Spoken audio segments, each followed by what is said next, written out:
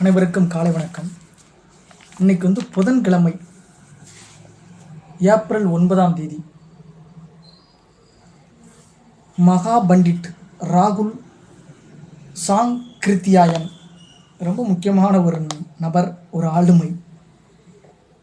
April 9ஆம் தேதி இந்தி பயண இலக்கியத்தின் தந்தை என்று அறியப்படுபவரும், வாழ்நாளின் 45 வருட காலத்தை உள்நாட்டு மற்றும் வெளிநாட்டு பயணங்களில் செலவழித்தவருமான இவரது பிறந்த தினம் இன்று. கிழக்கு உத்தரப்பிரதேசத்தில் ஆசிம்கார் என்ற கிராமத்தில் 1893 பிறந்தார்.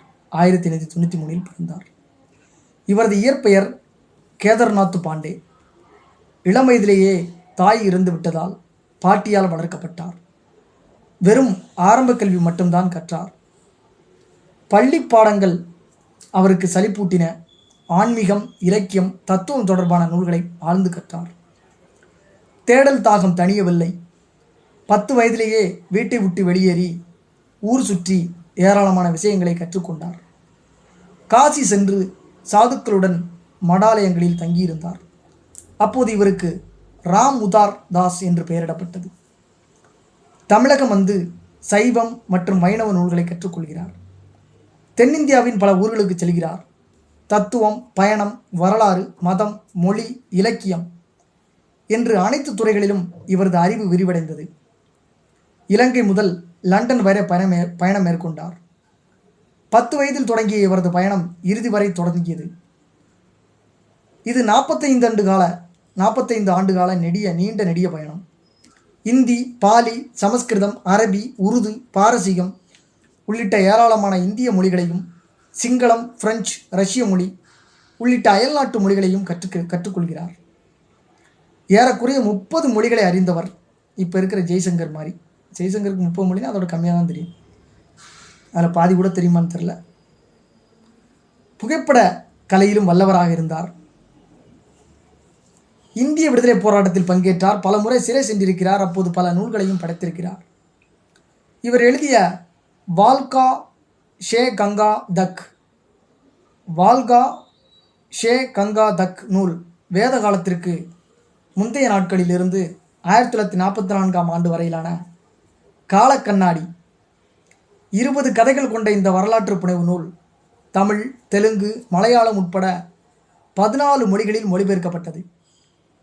ஏராளமான மொழிகளை அறிந்தவர் என்றாலும் தாய்மொழியான இந்தியில்தான் பல நூல்களை படைத்திருக்கிறார். இத்தனை மொழிகளில் புலமை பெற்றிருந்தாலும் சாதாரண மக்களும் புரிந்து கொள்ளும் எளிமையான நடை இவரது தனித்தன்மை. பல்வேறு துறைகளில் ஏறக்குறைய 150 புத்தகங்களை எழுதியிருக்கிறார். உலகம் முழுவதும் வலம் வந்த இவர் தனது அனுபவங்களை சமஸ்கிருதத்தில் ஒரு டைரியில் எழுதி வந்தார். இவரது வாழ்க்கை வரலாற்று நூலுக்கு இதுதான் அடித்தளம். ஓடும் நீர்தான் பவித்திரமானது, ஒரே இடத்தில் இருக்கக்கூடாது, சதா திரிந்து கொண்டே இரு என்பதுதான் இவரது வாழ்க்கை தத்துவம். நாடோடிகளுக்கான சாஸ்திரம் என்று பொருள்படும் குமக்கட்டு ஜிக்னாஷா என்ற இவரது நூல் மிகவும் பிரபலம். திபெத் சென்ற இவர் புத்த துறவியாக மாறினார்.